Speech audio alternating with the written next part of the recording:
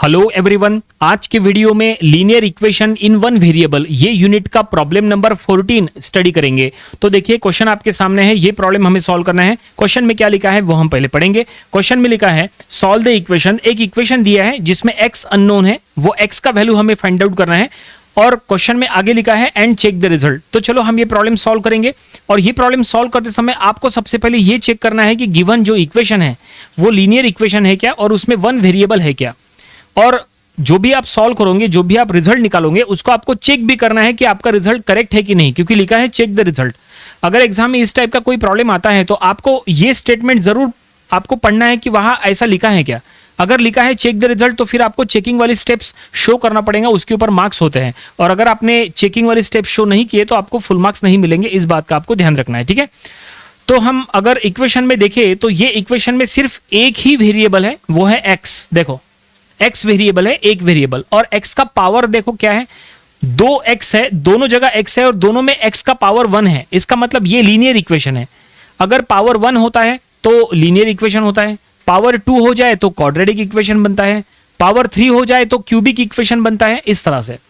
तो आपको हमेशा पावर देखना है। तो ये लीनियर इक्वेशन है इन वन वेरिएबल और हमें ये इक्वेशन को सॉल्व करके x का वैल्यू फाइंड आउट करना है और हम चेक करेंगे कि हमारा रिजल्ट करेक्ट है कि नहीं। तो चलो हम ये प्रॉब्लम सॉल्व कर रहे हैं।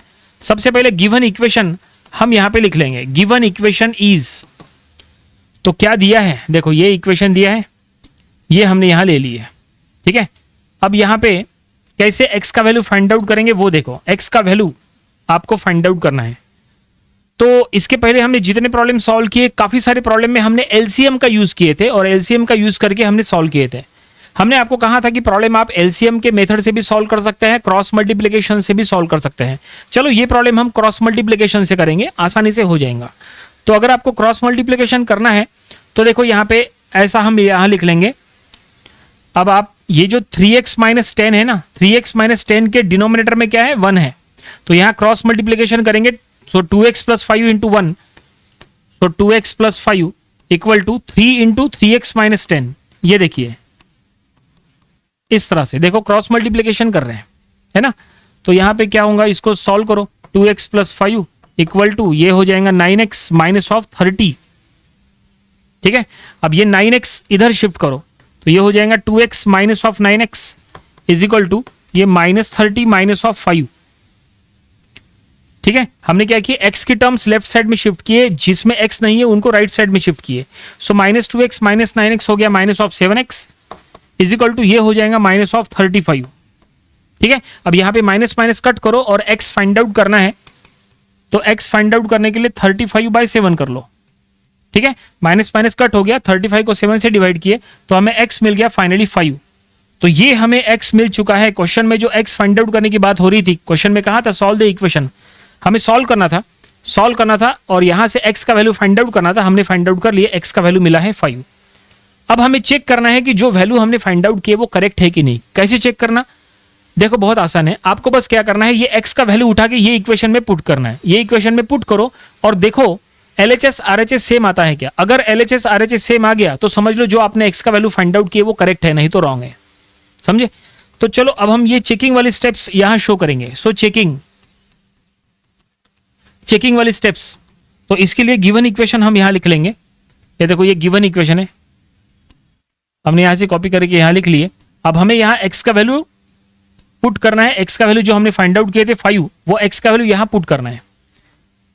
तो चलो पुटअप करेंगे, तो लेफ्ट हैंड साइड में पुटअप करेंगे। So 2 into 5 plus 5 by 3 equal to right hand side में 3 इंटू 5 माइनस 10, ठीक है। जहां जहां x है वहां पे हमने x का वैल्यू जो फाइंड आउट किए थे 5 वो पुट किए। तो लेफ्ट हैंड साइड को अलग सॉल्व करो, राइट हैंड साइड को अलग सॉल्व करो। सो लेफ्ट हैंड साइड में हो गया 2 इंटू 5 यानी 10, 10 प्लस 5 15, सो ये हो गया 15/3, ठीक है। राइट साइड में हो गया 3 5 जा, ये हो गया 15 माइनस ऑफ 10, तो 15/3 यानी 5 एंड 15 माइनस 10 यानी 5। इसका मतलब देखो यहाँ जैसा हमने कहा था LHS RHS सेम आना चाहिए, आ गया। देखो LHS RHS सेम आ गया। सो हम यहाँ लिख लेंगे therefore LHS is equal to RHS। इसका मतलब ये है कि जो हमने x का वैल्यू फाइंड आउट किए वो बिल्कुल करेक्ट है, कंफर्म है। So therefore x is equal to 5 is the solution of given equation.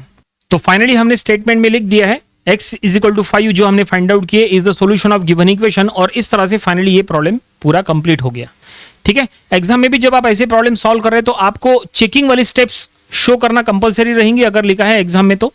ठीक है, लेकिन अगर एग्जाम में ये नहीं लिखा है, अगर चेक द रिजल्ट अगर ये नहीं लिखा है, तो आप ये जो भी चेक करना चाह रहे हैं वो आप रफ पेज के ऊपर एक बार देख सकते हैं कि जो आपने सॉल्व किए थे वो करेक्ट है कि नहीं। ठीक है, तो इस तरह से ये प्रॉब्लम कंप्लीट हो गया। आई होप आपको ये पूरा प्रॉब्लम समझ में आया होगा। ये प्रॉब्लम आपको अपनी प्रैक्टिस बुक में जरूर से सॉल्व करके देख लेना चाहिए। तो ये था linear equation in one variable, ये यूनिट का प्रॉब्लम नंबर 14। इसके पहले के 13 प्रॉब्लम्स वो भी आपको स्टडी कर लेना चाहिए, और इसके आने वाले दिनों में हम इसके और भी नंबर ऑफ प्रॉब्लम स्टडी करेंगे ताकि इसकी और अच्छे से प्रैक्टिस हो जाए। तो मिलते हैं नेक्स्ट वीडियो में। Thanks for watching this video.